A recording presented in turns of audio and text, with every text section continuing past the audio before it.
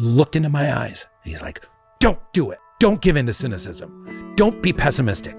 If you do that, they win. You know, there's this thing in political science called the 3.5% rule, which basically states that if 3.5% of a population engaged in prolonged protest demanding change, then the change that they're demanding is going to happen. Now, 3.5% may not sound like very much, but actually it kind of is, right? In the United Kingdom, 3.5% would be about 2.5 million people. In the United States, it would be more like 11 million people. In the world, it would be about 250 million people. So that is a significant amount of people, but it's not an impossible amount of people. In fact, the 3.5% rule was derived by analyzing places and times in history where this type of change was actually accomplished. So difficult, but definitely not impossible. Now, if I was somebody in power and I was aware of this, particularly somebody who accumulates and maintains wealth and power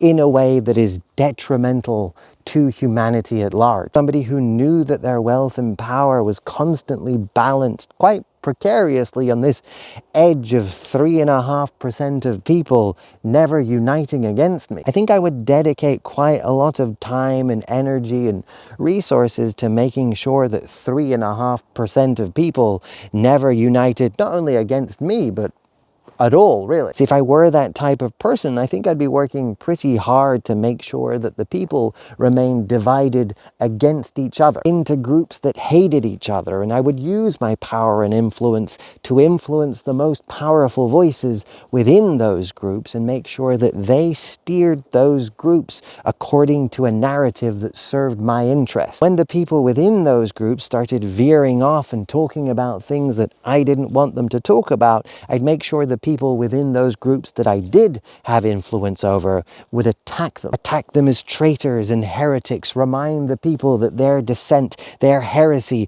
is in service of the other groups. They're basically in league with the enemy. I'd want them to feel completely alone, completely powerless, because those people are the very people with the power to start something that could end up posing a threat to my power. I say this because I think it's important to think about how we react to what goes on around us. That we don't only think about if we're right, if we're justified, if we have the moral high ground, but also, is this reaction actually useful? Is my reaction actually in my interests, or am I just being kept in a reactionary state, flooded with one dramatic impression after the other, forced to keep reacting to my environment so I never become powerful enough that my environment is forced to react to me?